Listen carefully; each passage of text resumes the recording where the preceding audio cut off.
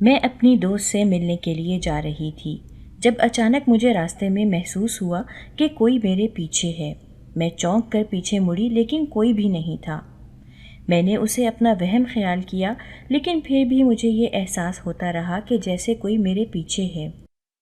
اور یہ احساس مجھے آج پہلی بار نہیں ہوا تھا، بلکہ پچھلے 2-3 دن سے ہو رہا تھا کہ جیسے کوئی مجھ پر نظر رکھے ہوئے ہے، کوئی مجھے چوری چوری دیکھ رہا ہے۔ جب بھی میں گھر سے باہر نکلتی میرا پیچھا بھی کرتا ہے، لیکن حیرانی والی بات یہ تھی کہ مجھے دیکھنے اور ڈھونڈنے پر بھی کوئی نظر نہیں آتا تھا، اور آج یہ احساس بہت شدت سے ہو رہا تھا۔ جیسے ہی میں اپنے گھر سے تھوڑی دور آ گئی تو ایک دم سے کسی نے میرا بازو پکڑ کر مجھے ایک طرف کر لیا۔ یہ گلی سنسان سی تھی اور یہاں آس پاس کوئی بھی نہیں تھا۔ مجھے پیچھے سے کسی نے پکڑ رکھا تھا اور میرے منہ پر ہاتھ رکھے ہوئے تھے، جس کی وجہ سے میں چیخ بھی نہیں پا رہی تھی۔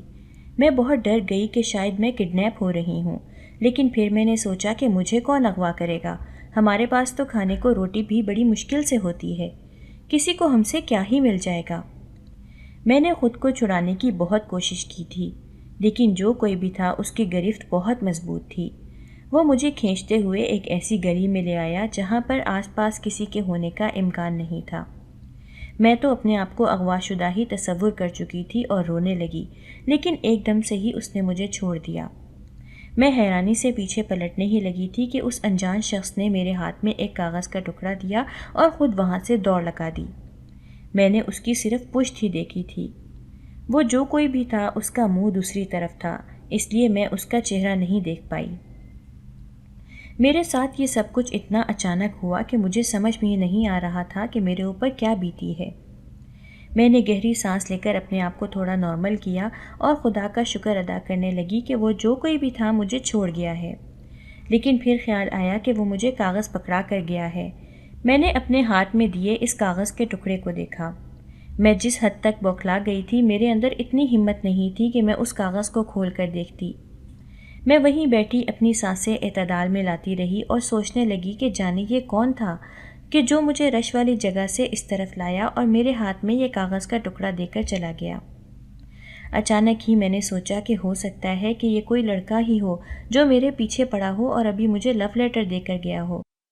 ہاں، مجھے تو 100% یہی بات لگتی تھی، کیونکہ لڑکے ہی لڑکیوں کا پیچھا کرتے ہیں اور انہیں اس طرح خطوط دیتے ہیں۔ مجھے اس وقت بہت ڈر بھی لگ رہا تھا اور غصہ بھی آ رہا تھا۔ میں نے بغیر پڑھے وہ کاغذ اسی وقت پھاڑ کر پھینک دیا اور وہاں سے اپنی دوست کے گھر چلی آئی۔ دوست کو میں نے جب ساری بات بتائی تو مجھے کہنے لگی، تم نے بالکل ٹھیک سوچا، یہ کوئی آوارہ اور لوفر قسم کا لڑکا ہی ہوگا۔ شکر کرو اس نے تمہارے ساتھ کچھ غلط نہیں کیا اور صرف لو لیٹر دینے پر ہی اکتفا کیا ہے۔ آج کے بعد بہت محتاط ہو کر گلی میں نکلنا۔ میں تو ویسے بھی اپنے گھر سے بہت کم نکلتی تھی، لیکن اس واقعے کے بعد تو میں نے سوچ لیا تھا کہ اب تو بالکل ہی باہر آنا جانا ختم کر دوں گی۔ 2 دن بعد کی ہی بات تھی۔ میں صحن میں صفائی کر رہی تھی جب اچانک سے ایک پتھر اندر آ کر گرا۔ اس پتھر کے گرد ایک کاغذ لپٹا ہوا تھا۔ مجھے 2 دن پہلے والا واقعہ یاد آ گیا اور میں سمجھ گئی کہ وہ جو کوئی بھی تھا اس نے اس بار پھر سے خط پھینکا ہے۔ اگر ماں دیکھ لیتی تو جانے وہ کیا سمجھتی۔ میں نے جلدی سے وہ پتھر میں لپٹا خط باہر پھینک دیا۔ مجھے معلوم تھا کہ وہ لڑکا باہر ہی کہیں کھڑا ہوگا، وہ دیکھ لے گا کہ میں نے بغیر پڑھے یہ خط باہر پھینک دیا ہے، تو اس کا مطلب یہی ہے کہ میں اس میں دلچسپی نہیں رکھتی اور اس کے بعد وہ مجھ سے رابطہ نہ کرے۔ مجھے اماں کی طرف سے ڈر لگا ہوا تھا، اگر وہ مجھے دیکھ لیتی تو مجھ سے سوال جواب شروع کر دیتی۔ جب سے میں 18 سال کی ہوئی تھی مجھے تو لگتا تھا کہ میری زندگی اب عجیب سے عجیب تر ہوتی چلی جا رہی ہے، کیونکہ میرے ساتھ ایسے ایسے واقعات پیش آ رہے تھے جو آج سے پہلے کبھی نہیں آئے تھے، اور اماں کا رویہ بھی مجھ سے بدلنے لگا تھا۔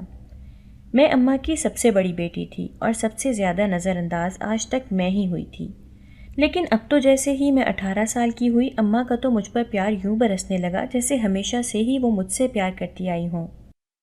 وہ مجھے پچھلے 1 ہفتے سے روز دیسی گھی کھلا رہی تھیں اور مجھے تو یہ سمجھ میں نہیں آ رہا تھا کہ اماں کے پاس اتنے پیسے آتے کہاں سے ہیں کہ وہ مجھے دیسی گھی کھلانا شروع ہو گئی ہیں۔ ہمارے گھر میں تو اتنی غربت تھی کہ 2 وقت کی روٹی مل جاتی تو ہمارے وارے نیارے ہو جاتے تھے۔ یہ دیسی گھی والی عیاشی جانے اماں کہاں سے پوری کر رہی تھی؟ میں نے 1-2 بار حیرانی سے سوال بھی کیا تھا تو اماں نے مجھے ڈانٹ دیا اور کہنے لگی، یہ تیرا کام نہیں ہے سوال جواب کرنا، تجھے دیسی گھی کھانے کو مل رہا ہے، تو بس چپ کر کے کھایا کر۔ مجھ سے چھوٹے 2 بھائی جب اماں سے دیسی گھی کھانے کو مانگتے تو اماں انہیں ڈانٹ دیتی اور انہیں نہ دیتی، جبکہ سارے کا سارا مجھے ہی کھلا دیتی۔ اگر میں کہتی کہ مجھے نہ کھلاؤ، بھائیوں کو دے دو، تو وہ منع کر دیتی اور کہتی یہ صرف میں تیرے لیے ہی لائی ہوں اور تجھے ہی کھانا پڑے گا۔ مجھے اماں کی اس حد درجے محبت کی بالکل سمجھ میں نہیں آ رہی تھی، کیونکہ میں نے تو ہمیشہ سے ہی انہیں پریشان اور چڑچڑا ہی دیکھا تھا۔ میں نے جب ہوش سنبھالا تھا تو یہی دیکھا کہ میرے باپ کو گھر کی کوئی پرواہ نہیں۔ وہ ان مردوں میں سے تھا جو کئی ماہ گھروں سے غائب رہتے ہیں اور جب دل کرتا ہے دوبارہ گھر بھی واپس آ جاتے ہیں۔ ہم لوگ پہلے گاؤں رہا کرتے تھے۔ گاؤں میں اپنے رشتہ دار تھے جو مدد کر دیا کرتے تھے تو گزارا ہو جاتا تھا۔ پھر جب میں 12 سال کی ہوئی تو میرا باپ ہمیں لے کر شہر آ گیا۔ اس نے تو ماں کو یہی کہا تھا کہ اسے ایک بہت اچھا کام مل گیا ہے، اب وہ یہی کام یہاں پر کرے گا، لیکن بعد میں معلوم ہوا کہ یہ سارا ڈرامہ ہمیں گاؤں سے نکالنے کے لیے تھا، کیونکہ گاؤں والا گھر ابا نے بیچ دیا تھا اور اب ہمیں یہاں کرائے پر لا کر وہ پھر سے غائب ہو گئے تھے۔ تب ہمارا وہ حال تھا کہ نہ گاؤں واپس جا سکتے تھے اور نہ ہی یہاں پر رہ سکتے تھے۔ بڑی مشکل سے ایک کمرے کا کرائے کا مکان اماں نے تلاش کیا اور ہم تینوں بہن بھائیوں کو لے کر رہنے لگی اور لوگوں کے گھروں میں کام کر کے ہمارا پیٹ پالنے لگی۔ ابا کا وہی سلسلہ جاری رہا، کبھی وہ آ جاتا تو کبھی چلا جاتا۔ اب تو مجھے ابا کی کوئی پرواہ بھی نہیں تھی۔ بچپن میں احساس ہوتا تھا دوسروں کو دیکھ کر کہ ہمارے ابا بھی ہمارے ساتھ رہیں، ہمیں پیار کریں، لیکن پھر جیسے جیسے میں بڑی ہوتی گئی میں نے اس حقیقت کو قبول کر لیا کہ باپ نام کا پیار اور شفقت ہمارے حصے میں نہیں آ سکتی۔ لگتا تھا کہ ساری زندگی ایسے ہی روتے دھوتے اور کھانے کے لیے ترستے گزر جائے گی۔ لیکن جب سے میں 18 سال کی ہوئی تھی تب سے اماں نے مجھے دیسی گھی کھلانا شروع کر دیا، اور تب سے ہی میرے ساتھ عجیب و غریب واقعات بھی ہونا شروع ہو گئے جن کے بارے میں نے اماں کو ہرگز بھی نہیں بتایا تھا۔ اگر اسے پتہ چلتا کہ کوئی لڑکا مجھے اس طرح خط بھیجتا ہے تو شاید وہ میرا باہر جانا ہی منع کر دیتی۔ میں ویسے بھی گھر پر ہی رہتی تھی، میٹرک کر کے میں گھر بیٹھ چکی تھی۔ آگے پڑھنے والے نہ تو حالات تھے اور نہ ہی اتنی حیثیت تھی۔ خط والے واقعے کے بعد میں بہت محتاط ہو گئی تھی اور گھر سے بالکل ہی باہر جانا بند کر دیا تھا، اور اب تو میں صحن میں بھی بہت کم نکلتی تھی، کیونکہ میں نہیں چاہتی تھی کہ پھر سے کوئی خط ہمارے گھر میں آ جائے اور اماں کو سوال اٹھانے کا موقع ملے۔ ایک دن ایسا ہوا کہ اماں نے مجھے دیسی گھی والی روٹی کھلائی اور اس کے بعد چھوٹے بھائیوں کو اسکول بھیج کر مجھے کہنے لگی کہ کالی چادر اوڑھ لے اور میرے ساتھ باہر چل، ایک کام ہے۔ میں حیران ہوتی ہوئی اماں کے ساتھ باہر آ گئی تو وہ مجھے لے کر محلے کے میڈیکل سٹور پر آ گئی۔ میں نے اماں سے پوچھا کہ اماں یہاں پر کیوں آئی ہو، کوئی دوائی لینی ہے؟ لیکن اماں نے میری کسی بات کا کوئی جواب نہیں دیا اور میڈیکل سٹور والے کو کہنے لگے یہ میری بیٹی ہے، اسے طاقت کے ٹیکے لگا دو۔ میں ایک دم سے ساکت رہ گئی کہ یہ اماں کیا کہہ رہی ہے، طاقت کے ٹیکے؟ بھلا مجھے کیوں لگیں گے؟ میں کون سا بیمار ہوں؟ وہ تو بیماروں کو لگائے جاتے ہیں۔ میں نے کچھ بولنے کی کوشش کی لیکن اماں نے سختی سے مجھے چپ رہنے کا اشارہ کیا کہ یہاں پر شور مت کرنا ورنہ مجھ سے برا کوئی نہیں ہوگا۔ سٹور والے نے اماں کی بات مان کر مجھے بازو پر 2 انجیکشن لگا دیے۔ اچانک سے ہی میرے دل کی دھڑکن ایک دم سے تیز ہو گئی۔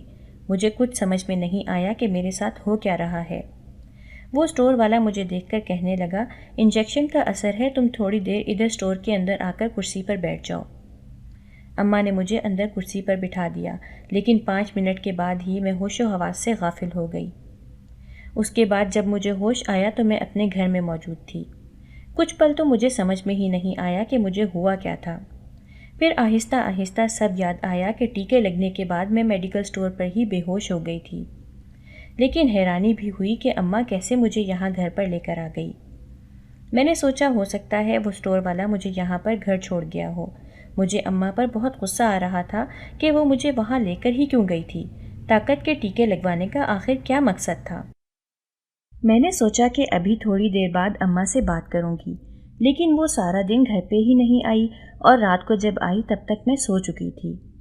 اگلے دن صبح ہوئی تو اس سے پہلے کہ میں اس موضوع پر اس سے بات کرتی اس نے پھر سے مجھے دیسی گھی والی روٹی کھلا دی اور بعد میں کہنے لگی کہ چلو سٹور پر چلیں، میں نے تمہیں طاقت کے ٹیکے لگوانے ہیں۔ میں نے بہت منع کیا کہ میں نے نہیں جانا، لیکن اماں مجھے بازو سے کھینچ کر زبردستی لے گئی۔ टीके लगे तो मैं उसी वक्त बेहोश हो गई। जब होश आया तो मैं घर पर मौजूद थी और काफ़ी वक्त भी गुजर चुका था। मुझे उलझन थी और परेशानी भी कि ये मेरे साथ हो क्या रहा है और अम्मा ये सब क्यों कर रही है। अगले 2-3 दिन यही होता रहा तो एक दिन मेरे सब्र का पैमाना लबरेज हो गया। मैंने चिल्लाते हुए पूछा कि अम्मा, तुम मुझे ये ताकत के टीके क्यों लगवा रही हो? मुझे वजह भी तो बताओ। अगर नहीं बताओगी तो मैं नहीं जाऊंगी। अम्मा कहने लगी, मैंने तुझे सिर्फ इसलिए ताकत के टीके लगवाए हैं कि तू थोड़ी सेहतमंद और खूबसूरत हो जाए, ताकि फिर मैं तेरा रिश्ता तय कर दूं। जाने क्यों लेकिन मुझे अम्मा की बातों पर यकीन ही नहीं आता था। खूबसूरती और मेरी सेहत के लिए ये सब कर रही है। अंदर की बात क्या थी ये तो मैं नहीं जानती थी और ना ही अम्मा मुझे बताने वाली थी। एक दिन मैंने सोचा कि अपनी दोस्त के घर जाती हूँ और उससे सारी बात करती हूँ। मैं उस ख़त वाले को तो बिल्कुल भूल ही चुकी थी, क्योंकि मुझे अपनी ज़िंदगी में बहुत सी परेशानियों का सामना करना पड़ रहा था। फिर जैसे ही मैं घर से बाहर निकली, थोड़ी देर के बाद वो लड़का मेरे सामने आ गया। इस बार वो मेरे सामने आकर खड़ा हो गया। उसने मास्क लगा रखा था और सर पर टोपी पहन रखी थी। सिर्फ आंखें ही नज़र आ रही थीं। एक पल को मुझे ऐसा लगा जैसे मैंने उसे पहले कहीं देखा हुआ है, लेकिन जाहिर है ये मेरी गलतफहमी ही थी। ऐसा तो हो नहीं सकता था। मैं उसको अपने सामने देखकर डर गई कि जाने ये मेरे साथ क्या करेगा। शायद फिर से मुझे ख़त पकड़ा देगा, लेकिन ऐसा वैसा कुछ नहीं हुआ। वो मुझे देखकर कहने लगा कि मैं इतने दिनों से तुम्हें ख़त में सिर्फ यही बात कहता रहा हूँ कि अपनी माँ पर नज़र रखो और उसके कहने में मत आओ, लेकिन तुमने मेरे ख़त पढ़े ही नहीं। इसलिए मुझे खुद तुम्हारे सामने आकर कहना पड़ रहा है कि तुम्हारी माँ तुम्हारे साथ जो कुछ कर रही है वो बहुत गलत है। उसकी बातों में मत आओ वरना बहुत बुरा होगा। ये बात कहकर वो रुका नहीं, बल्कि वहाँ से चला गया और मैं वहीं पर खड़ी सवालात की जद में आ गई कि उसको कैसे पता कि अम्मा मेरे साथ क्या कर रही है और गलत क्या है। ये मेरे सवालों का जवाब दिए बगैर ही चला क्यों गया। मुझे बहुत गुस्सा आया कि अगर ये मुझे कुछ बताने आया ही था तो पूरी बात तो बताता, अधूरी बात करके चला गया। ये भी तो एक अनजान शख्स ही था। मुझे इस पर भरोसा करना भी चाहिए था या नहीं, लेकिन ये ज़रूर था कि शक में तो मैं पहले से ही थी। उसकी बातों ने मज़ीद मेरे शक को पक्का कर दिया। और अगले दिन जब अम्मा मुझे कहने लगी कि चल तुझे स्टोर पर जाकर टीके लगवा लाऊं, तो मैंने साफ मना कर दिया। मैंने अम्मा को कहा कि जब तक तुम मुझे बताओगी नहीं कि मुझे ये इंजेक्शन क्यों लगवाती हो, मैं हरगिज़ भी तुम्हारे साथ नहीं जाऊंगी। मेरी बात सुनकर अम्मा मुझे कहने लगी कि अब जो राज मैं तुझे बताने जा रही हूँ वो हरगिज़ भी किसी से मत कहना। असल में बात यह है कि मैं तुझे ताकत के टीके इसीलिए लगवाती हूँ कि ताकि तू खूबसूरत नज़र आए, लेकिन मैं तेरा रिश्ता यहाँ शहर में नहीं बल्कि गाँव में करना चाहती हूँ। और तू जानती ही है कि गाँव की लड़कियाँ कितनी सेहतमंद और प्यारी होती हैं, और तू दुबली पतली सी, और मैं नहीं चाहती थी कि जब तू गाँव जाए तो सब तुझे देखकर बातें बनाए। बस यही वजह थी। अम्मा के मुंह से गांव जाने का सुनकर मेरे अंदर खुशी की लहर दौड़ गई। कितने अरसे से मैं उनके वास्ते कर रही थी कि हमें गांव वापस चले जाना चाहिए, हम यहाँ पर नहीं रहेंगे, लेकिन अम्मा मेरी कोई बात सुनते ही नहीं थी। यही कहती थी कि अब यहाँ पर आ गए हैं तो अब यहीं जिए मरेंगे, और मैं चुप हो जाती। लेकिन सच तो ये था कि मेरा दिल अभी तक शहर में लगा ही नहीं था। मेरा दिल तो कहीं गाँव में ही रह चुका था। मैं और शाहजेब बचपन के दोस्त थे। वो हमारे मोहल्ले में ही रहता था। मेरा पूरा बचपन उसके साथ खेलते हुए गुजरा था। वो मुझसे 2-3 साल बड़ा था, लेकिन हम दोनों की दोस्ती बहुत पक्की थी। हम नर्सरी से एक दूसरे के साथ थे और 5वीं तक हम एक दूसरे के साथ ही पढ़े थे। मुझे वो बहुत अच्छा लगता था और उसके अलावा मैंने कभी किसी से बातचीत नहीं की थी। जब हम शहर आने लगे थे तो मैं बहुत उदास थी। अब मैं शाहजेब के बगैर कैसे रहूँगी? वहाँ पर मेरा कोई दोस्त भी नहीं होगा। तब तो मेरे नज़दीक ये सिर्फ दोस्ती ही थी, लेकिन मैं नहीं जानती थी कि ये बचपन का प्यार था जो आहिस्ता आहिस्ता मेरे दिल के अंदर पक्का हो जाएगा। हमें शहर आए 6 साल हो चुके थे, लेकिन कोई भी दिन ऐसा नहीं था जब मैंने शाहजेब को याद ना किया हो। और अब तो मुझे लगता था कि शायद मुझे उससे मोहब्बत ही हो गई है, क्योंकि वो एक पल के लिए भी मेरे जहन से महव नहीं हुआ था। मेरा बहुत दिल चाहता था कि मैं गाँव जाऊँ और देखूँ कि अब तो वो बड़ा हो गया होगा, कैसा दिखता होगा, और उसे मैं याद भी होंगी कि या नहीं। लेकिन किसी सूरत भी मेरा गांव जाने का ख्वाब पूरा नहीं हुआ। अब जब अम्मा ने अपने मुंह से कह दिया कि वो मुझे गांव लेकर जाना चाहती है और मेरे रिश्ते की बात करना चाहती है, तो मेरे दिल में उम्मीद जाग गई कि शायद अम्मा शाहजेब से ही जाकर मेरा रिश्ता तय करेगी। اماں مجھے کہنے لگی آج آخری بار جانا ہے، پھر ہم کل گاؤں چلے جائیں گے، تو میں اماں کے کہنے پر خوشی خوشی جا کر انجیکشن لگوا لائی۔ لیکن مجھے یہ ضرور حیرانی ہوتی تھی کہ جب میں انجیکشن لگنے کے بعد بے ہوش ہو جاتی ہوں تو مجھے گھر تک کون چھوڑنے آتا ہے؟ مجھے اتنی دیر کے بعد ہوش کیوں آتا ہے؟ لیکن اماں نے کبھی بھی میری باتوں کا جواب نہیں دیا تھا۔ میں نے سوچا کہ چلو آج آخری دن ہی ہے، اب کسی سے سوال کی ضرورت ہی نہیں، اب بس کل ہم لوگ گاؤں جائیں گے تو وہاں جا کر میں شاہ زیب سے ملوں گی، پھر سے اپنی سہیلیوں کے ساتھ گاؤں گھوموں گی، پرانی یادیں تازہ کروں گی۔ اگرچہ مجھے یہ ڈر بھی لگا ہوا تھا کہ شاید ہم گاؤں نہ جائیں، لیکن اماں واقعی میں اگلے دن مجھے کہنے لگی چل اپنا سامان باندھ لے، میں رکشہ لے کر آتی ہوں۔ میں نے خوشی خوشی اپنا بیگ تیار کیا اور اماں کا انتظار کرنے لگی۔ تھوڑی دیر کے بعد جب میں باہر نکلی تو ایک گاڑی کھڑی تھی۔ میں نے حیرانی سے اماں کی طرف دیکھا تو اماں نے مجھے بیٹھنے کا اشارہ کیا اور خود بھی میرے ساتھ بیٹھ گئی۔ میں نے سرگوشی میں پوچھا اماں یہ کس کی گاڑی ہے اور ہم کہاں جا رہے ہیں؟ تو وہ کہنے لگی ہم لوگ گاؤں ہی جا رہے ہیں، یہ گاڑی میں نے کرائے پر لی ہے تاکہ جب ہم لوگ گاؤں جائیں تو ہماری تھوڑی عزت ہو اور تھوڑی شو ہو کہ ہم لوگ شہر سے آ رہے ہیں۔ میں نے الجھن سے پوچھا کہ تو اماں تم بھائیوں کو گھر پر ہی کیوں چھوڑ آئی ہو؟ تو ماں کہنے لگی کہ اب وہ دونوں اتنے بھی چھوٹے نہیں کہ اکیلے نہ رہ سکیں، 15 سال کے تو ہو ہی گئے ہیں، ان لوگوں کا کوئی میچ ہے وہ کھیل کر خود ہی دونوں اکیلے گاؤں واپس آ جائیں گے۔ میں بھی مطمئن ہو گئی۔ جیسے جیسے ہم گھر سے دور ہوتے جا رہے تھے میرے دل میں اچانک ہی بے چینی بڑھتی جا رہی تھی۔ ایسا احساس ہو رہا تھا کہ کچھ غلط ہونے والا ہے، لیکن کیا، یہ مجھے سمجھ میں نہیں آ رہا تھا۔ جب ہم لوگ شہر کی حدود سے باہر نکلے تو گاؤں جانے والے راستے کے بجائے گاڑی دوسرے راستے پر جاتے دیکھ کر میں چلا اٹھی کہ یہ تم ہمیں کہاں پر لے کر جا رہے ہو؟ یہ راستہ گاؤں نہیں جاتا۔ لیکن اس نے میری ایک نہ سنی اور گاڑی چلانا جاری رکھی۔ میں نے اماں کو کہا کہ اس ڈرائیور کو کہیں کہ گاڑی روکے، لیکن اماں نے اسے روکنے کے بجائے مجھے روک دیا اور کہنے لگی چپ کر کے بیٹھ جاؤ، ہم جہاں بھی جا رہے ہیں تمہیں پتہ چل ہی جائے گا۔ جانے اماں کیا کھیل کھیلنے کی کوشش کر رہی تھی۔ تھوڑی دیر کے بعد گاڑی ایک عالی شان بنگلے کے سامنے رکی اور اماں مجھے لے کر اندر چلی آئی۔ میرے کچھ پوچھنے سے پہلے اماں کہنے لگی یہ وہ گھر ہے جہاں پر میں کام کرنے آیا کرتی تھی، بڑے اچھے لوگ ہیں، مجھے میرے کام سے زیادہ ہی تنخواہ دیا کرتے تھے۔ میں نے کندھے اچکا کر بے چینی سے اماں کو دیکھا کہ یہ باتیں مجھے بتانے کا کیا مقصد ہے اور ہم یہاں پر کیوں آئے ہیں۔ اماں میری نظروں کا مفہوم سمجھ گئی اور کہنے لگی کہ اصل میں مالکن کا سب سے بڑا بھائی ابھی تک غیر شادی شدہ ہے اور انہیں اس کے جوڑ کی ایک خوبصورت اور صحت مند لڑکی چاہیے تھی، تو میں نے تمہارا نام لے دیا کہ میں اپنی بیٹی کی شادی آپ کے بھائی سے کر دوں گی، بس اس لیے آج تمہیں یہاں پر لے کر آئی ہوں، تمہاری شادی ہے۔ اماں کی بات سن کر میں تو اچھل کر دور کھڑی ہو گئی کہ وہ یہ کیا کہہ رہی ہیں، میری شادی؟ کس سے؟ کیوں؟ اور اتنی جلدی؟ جبکہ میں تو سمجھ رہی تھی کہ وہ مجھے گاؤں لے جا کر شاہ زیب سے شادی کروا دیں گی۔ میں نے صاف انکار کر دیا اور کہا اماں تم نے مجھے دھوکہ دیا ہے، میں اب تمہاری ایک بات نہیں سنوں گی، تم مجھے دھوکے سے یہاں پر شادی کروانے کے لیے لے کر آئی ہو، اگر تمہیں شادی کا شوق ہے تو اس بڈھے سے خود شادی کر لو، میری کیوں کروا رہی ہو؟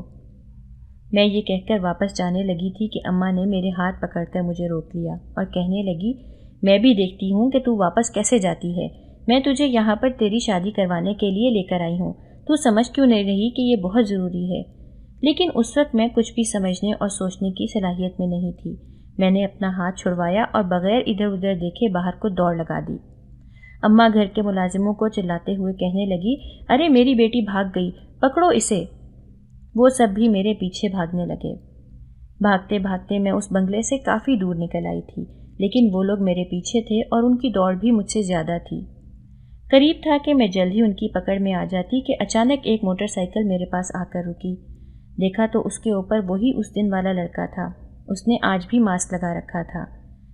مجھے کہنے لگا بیٹھ جاؤ، میں تمہیں ہی بچانے آ رہا تھا۔ میں کچھ شش و پنج کا شکار ہوئی تو کہنے لگا اب تک تو تمہیں مجھ پر اعتبار آ جانا چاہیے، میں نے تمہیں پہلے بھی تمہاری ماں کے حوالے سے خبردار کیا تھا لیکن تم نے میری بات نہیں مانی، ابھی بھی میں تمہیں بچانے کے لیے ہی اس طرف آ رہا تھا۔ وقت نہیں ہے، جلدی سے بیٹھ جاؤ، باقی باتیں بعد میں کریں گے۔ میں نے پیچھے مڑ کر دیکھا تو وہ لوگ میرے پاس آنے ہی والے تھے۔ میں جلدی سے موٹر سائیکل پر بیٹھ گئی اور وہ بھگا کر وہاں سے لے گیا۔ جلد ہی ہم ان دونوں سے بہت دور آ گئے۔ پریشانی اور گھبراہٹ سے باہر نکل کر جب میں نے آس پاس دیکھا تو کچھ راستے مجھے جانے پہچانے سے محسوس ہوئے۔ میرا دماغ بالکل معاف ہو کر رہ گیا تھا۔ میں سوچنے لگی کہیں ایسا تو نہیں کہ میں آسمان سے گر کر کھجور میں اٹکنے والی ہوں، ایک مصیبت سے نکل کر دوسری میں پھنسنے والی ہوں۔ آخر یہ لڑکا مجھے کہاں پر لے کر جا رہا ہے؟ شاید اس تک بھی میری سوچوں کی آواز پہنچ گئی تھی۔ جبھی وہ کہنے لگا، پریشان مت ہو، میں تمہیں تمہارے گاؤں ہی لے کر جا رہا ہوں۔ مجھے سمجھ میں نہیں آ رہا تھا کہ یہ لڑکا ہے کون، اسے میری اتنی خبر کیوں تھی، اس نے مجھے کیوں بچایا اور یہ سب ماجرا آخر تھا کیا؟ آدھے گھنٹے کے سفر کے بعد اس نے گاڑی ایک گھر کے آگے روک لی تو حیرت سے میں گنگ رہ گئی، کیونکہ وہ گھر تو شاہ زیب کا ہی تھا۔ تو کیا اس لڑکے کو میرے ماضی کے بارے میں بھی علم تھا؟ اس نے مجھے اترنے کا اشارہ کیا اور کہنے لگا، اندر آ جاؤ۔ میں چپ چاپ اس کے پیچھے اندر چلی گئی اور سوچنے لگی کہ اتنے عرصے کے بعد جانے شاہ زیب مجھے پہچانے گا بھی یا نہیں۔ میرا خیال تھا کہ اس کی اماں تو مجھے پہچان ہی لے گی، لیکن اس کے بارے میں سوچ کر میرا دل دھڑک رہا تھا کہ میں کیا کہوں گی، کہ میں یہاں پر ایک دم سے کیسے آ گئی اور یہ لڑکا کون ہے؟ بہت سارے سوالات تھے جو فوراً سے میرے ذہن میں آئے۔ میں اسی پریشانی میں تھی کہ ایک عورت آ کر مجھے گلے سے لگانے اور میرا حال چال پوچھنے لگی۔ میں نے دیکھا تو وہ شاہ زیب کی امی تھیں۔ میں نے ان کو زور سے گلے لگا لیا اور پھوٹ پھوٹ کر رونے لگی۔ جو کچھ اب تک میرے ساتھ ہوا تھا وہ سب غبار بن کر آنکھوں سے بہنے لگا۔ خالہ فریدہ مجھے لے کر چارپائی پر بیٹھ گئیں اور میرے ساتھ جو لڑکا آیا تھا اس کو کہنے لگی کہ شاہ زیب، یہ تو نے کیا حلیہ بنایا ہوا ہے، اتنی گرمی ہے اور تو ماسک لگائے کھڑا ہے۔ ان کے منہ سے شاہ زیب کا نام سن کر میری تو آنکھوں تلے اندھیرا ہی چھا گیا کہ یہ جو لڑکا میرے سامنے موجود ہے، جس نے مجھے قدم قدم پر شہر میں بچایا، یہ کوئی اور نہیں بلکہ شاہ زیب ہے۔ میں بے اختیار کھڑی ہو گئی اور اسے کہا کہ یہ سب کیا ہے، تم مجھے ساری بات بتاؤ، تم شہر میں کیسے تھے اور تمہیں میرے بارے میں کیسے پتہ چلا؟ کہنے لگا کہ میں تمہارے شہر جانے کے بعد ہر وقت تمہیں ہی یاد کرتا تھا اور سوچتا تھا کہ جیسے ہی کچھ بڑا ہوں گا تو میں شہر جا کر تمہیں ضرور تلاش کروں گا۔ کئی بار میں شہر بھی گیا لیکن تم لوگوں کا کوئی اتا پتہ نہیں ملا۔ ایک بار جب میں مایوس ہو گیا تو مجھے پتہ چلا کہ تمہاری ماں ایک گھر میں کام کرتی تھی اور اب بھی وہاں پر اکثر کبھی کبھار آتی رہتی تھی، تو میں نے اس گھر میں نوکری کر لی تاکہ جب کبھی تمہاری ماں آئے تو میں اس کے ذریعے تم تک پہنچ سکوں۔ اور پھر ایک دن واقعی میں نے تمہاری ماں کو وہاں پر دیکھا، لیکن اس سے پہلے کہ میں جا کر اپنا تعارف کرواتا اور بات چیت کرتا، میں نے تمہاری ماں کی اور بڑی مالکن کی باتیں سن لیں۔ وہاں کی مالکن اپنے 60 سالہ نیم پاگل بھائی کے ساتھ تمہاری شادی کرنا چاہتی تھی اور اس کے بدلے اس نے تمہاری ماں کو گھر لے کر دینے کا وعدہ کیا تھا اور بہت سارے پیسے بھی دیے۔ تمہاری ماں کو وہ کہہ رہی تھی کہ میں نے تمہاری بیٹی کو دیکھا ہوا ہے، سوکھی اور پتلی سی ہے، اسے دیسی گھی کھلاؤ، کوئی طاقت کے انجیکشن لگواؤ تاکہ وہ تھوڑی صحت مند بنے، تاکہ جب اس کی شادی کریں تو لوگ ہمیں یہ نہ کہیں کہ ہم چھوٹی سی بچی کو بیاہ کر لے آئے ہیں، بلکہ یہی کہیں کہ 25 سے 26 سال کی لڑکی ہے اور اپنی مرضی سے ہی شادی کر رہی ہے۔ تمہاری ماں نے لالچ میں آ کر ہاں کر دی، لیکن میں تمہارے ساتھ ایسا ہوتا نہیں دیکھ سکتا تھا، اس لیے وقتاً فوقتاً تمہیں خط لکھ کر آگاہ کرتا رہا، لیکن تم نے ایک بار بھی خط نہیں پڑھا، تو پھر مجھے تمہارے سامنے آ کر یہ سب بتانا پڑا، لیکن تب بھی تم نے میرے بجائے اپنی ماں پر اعتبار کیا اور آج وہ زبردستی تمہارا نکاح کروا ہی دیتی، اس لیے میں تمہیں وہاں پر بچانے جا رہا تھا کہ تم وہاں سے بھاگتی ہوئی نظر آئی۔ تمہاری وجہ سے ہی میں نے اس گھر کا کام چھوڑ کر میڈیکل سٹور پر ہی نوکری کر لی۔ میں تمہیں لگنے والا انجیکشن بدل دیا کرتا تھا تاکہ تمہیں کوئی نقصان نہ پہنچے، اسی لیے تم بے ہوش ہو جاتی تھی، کیونکہ تمہیں بے ہوشی والا انجیکشن لگتا تھا، نہ کہ وہ خاص قسم کا جو وہ لگانا چاہتے تھے۔ جب تم بے ہوش ہو جاتی تھی تو میں ہی تمہیں گھر تک بھی چھوڑ کر آتا تھا۔ مجھے ایک ایک بات کا علم تھا اور میں چاہتا تھا کہ تمہیں بھی یہ سب معلوم ہو، لیکن ایسا نہیں ہو پایا۔ میں اب تمہیں تمہاری ماں کے پاس دوبارہ نہیں بھیج سکتا، اسی لیے ابھی تمہیں یہاں پر لے آیا ہوں تاکہ ہم دونوں یہاں پر میرے ماں باپ کی موجودگی میں شادی کر لیں، پھر تمہاری ماں کچھ نہیں کر پائے گی۔ یہ ساری بات سن کر مجھے اماں سے بہت نفرت محسوس ہوئی کہ اس نے ایک گھر کی خاطر میرا سودا کر ڈالا۔ دوسری طرف شاہ زیب تھا جو بچپن کی محبت کی خاطر اتنا آگے بڑھ گیا کہ اپنی جان کی بھی پرواہ نہیں کی اور میری جان بچا کر مجھے گاؤں لے آیا۔ ہم دونوں نے شادی کر لی۔ میری ماں بعد میں مجھے بنانے اور لینے کے لیے آئی، لیکن میں نے جانے سے صاف انکار کر دیا کہ میں اب اپنے شوہر کے گھر پر ہی رہوں گی۔ مجھے یقین تھا کہ میں شاہ زیب کے ساتھ ایک بہت اچھی زندگی گزاروں گی اور ہرگز بھی اپنی ماں جیسی نہیں بنوں گی۔